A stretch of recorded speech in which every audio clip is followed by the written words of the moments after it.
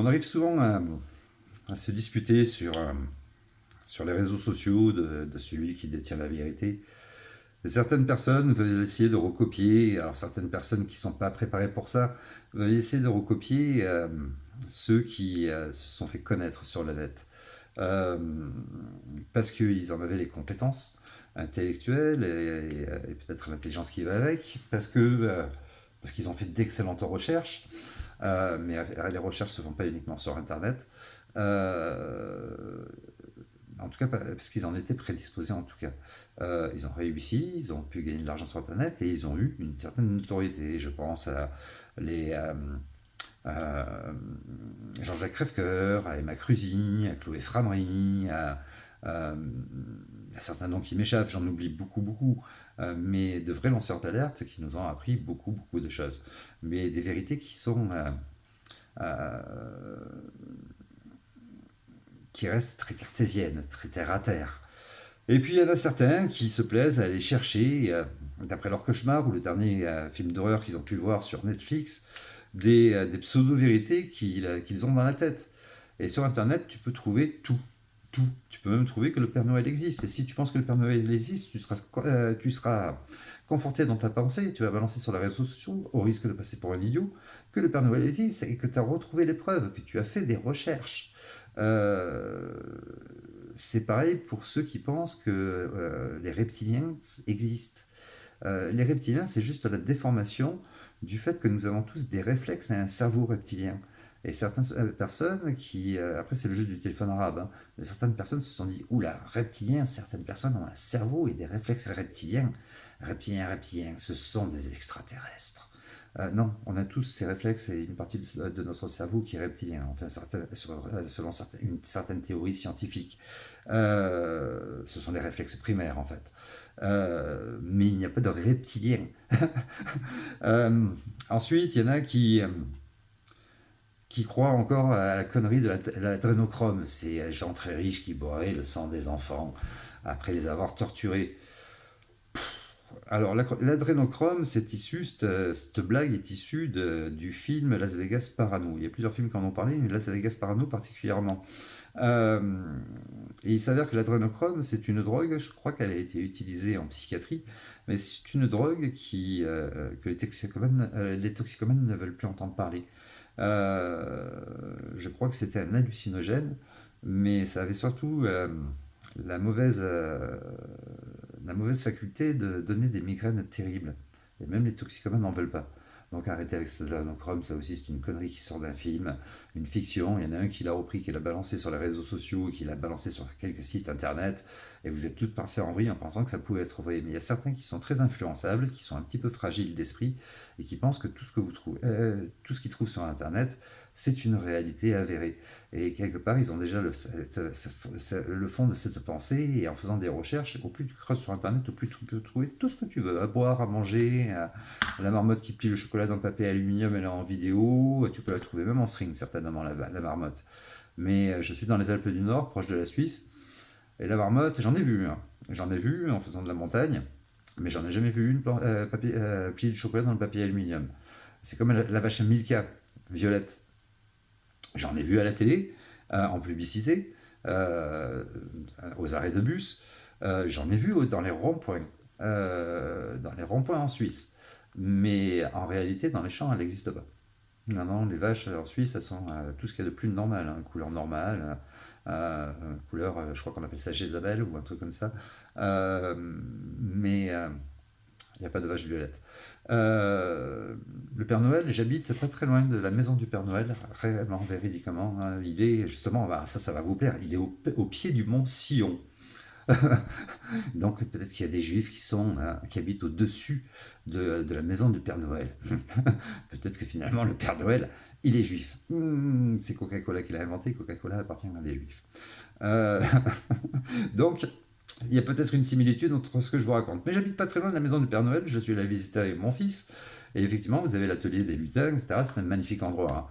Hein. Et vous voyez même le Père Noël qui ronfle dans son lit. Vous voyez la couverture, vous le voyez, il est allongé, et la couverture qui monte et qui descend, il ronfle réellement. Est-ce que ça veut dire qu'il existe? Moi, j'ai envie d'y croire. J'y crois en tout cas un soir par an. le soir du 24 décembre où je me plie à voir les enfants avec des étincelles plein les yeux, euh, tous très joyeux de pouvoir à un moment donné découvrir leurs cadeaux et émerveillés dans toutes ces lumières qui clignotent, et les parents qui redeviennent des enfants et c'est une très belle fête de Noël et ce soir-là j'aime croire en la magie de Noël et au Père Noël. Euh, mais je pense que c'est la seule chose en laquelle je crois dans une seule période de l'année. Euh, Sinon, je me plais à croire en moi, à mes capacités, et quand ça va plus, je me donne des coups de pied au cul pour continuer à y croire. Mais tout ce qui est science-fiction, tout ce qui est Satan, mon Dieu, Satan. Le pauvre Satan, dire de quelqu'un qui commet des actes sataniques ne veut pas dire que Satan existe. Il n'y a personne qui est venu du grand voyage pour témoigner que Satan ou les autres existent. Personne n'est venu du grand voyage pour en témoigner. Donc jusqu'à temps qu'on le fasse, on n'a pas trop le droit de dire ouais non il existe, etc., etc. Non, il vaut mieux se garder de ça. Tu y crois pas, c'est ton truc à toi. Mais affirmer avec certitude que Satan existe, non, ça, non, non, tu peux pas témoigner par toi-même. Ce n'est par les blagues qu'on t'a racontées ou l'enseignement religieux que tu as pu avoir quand tu étais enfant et auquel tu continues à croire. Ça, c'est ton droit. Moi, je me suis remis en question de ce côté-là aussi. Il y a plein de choses dans lesquelles je me suis remis en question. La première, c'est Dieu et la religion. Je me suis penché sur la science et quand on m'a expliqué, des scientifiques m'ont expliqué le Big Bang.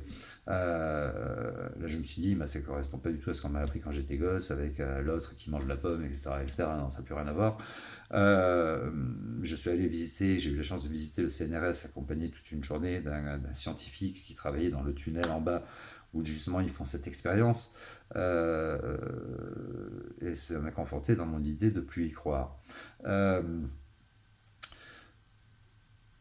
Enfant, on m'avait dit, j'ai vécu dans le milieu mafieux marseillais et j'ai eu cet enseignement où on te disait, lui c'est un tueur, il est capable de tuer un homme, il a des couilles.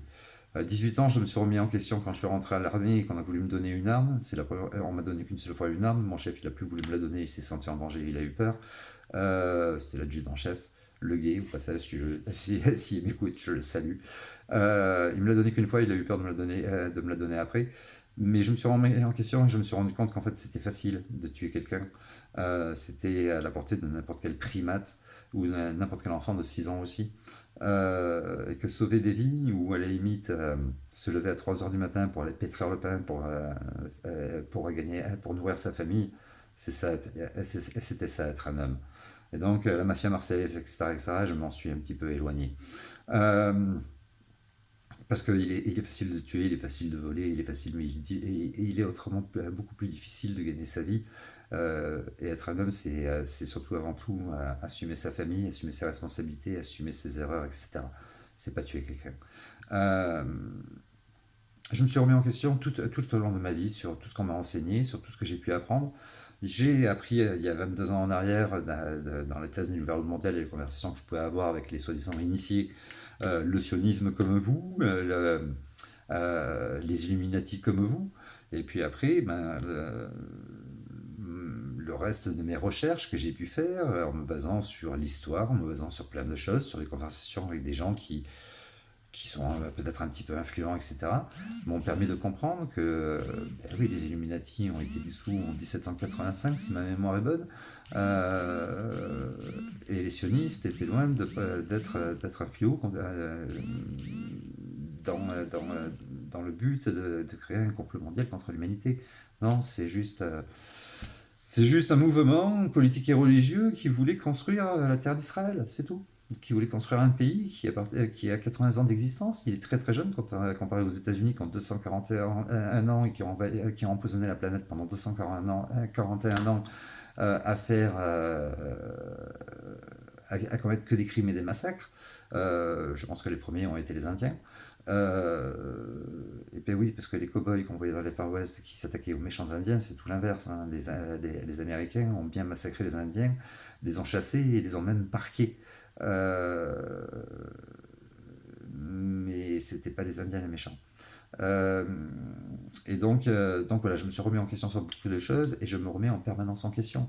Parce que je peux être persuadé en apprenant quelque chose sur lequel je ne me suis pas attardé. Et puis du jour au lendemain, une nouvelle fait que je me dis, ah non, j'ai eu tout faux hier, et je vais réapprendre à nouveau. Et c'est comme ça que vous devriez faire tous. En tout cas, méfiez-vous du danger du net. La réalité, la vérité est déjà très très dure à comprendre. Elle n'est pas si dure que ça, elle est autant simple que compliquée. Pour ceux qui l'ont compris, elle est simple, comme tout ce qui est facile à tout ce qu'on sait. Mais pour ceux qui n'arrivent pas à la comprendre, si vous partez dans des délires de dire les Illuminati, les reptiliens, les sionistes, etc., etc., pour un peu qu'ils aient un petit peu de culture générale, et c'est là qu'ils se disent, mais ils sont complètement dingues, les complotistes. Alors que si vous partez sur des choses réelles, basiques et réelles, on aura plus de facilité à réunir tout le monde. Il y a une solution qui existe, les problèmes on les connaît, il serait temps qu'on s'y affaire les amis. Je vous salue, passez une bonne soirée et puis prenez soin de vous.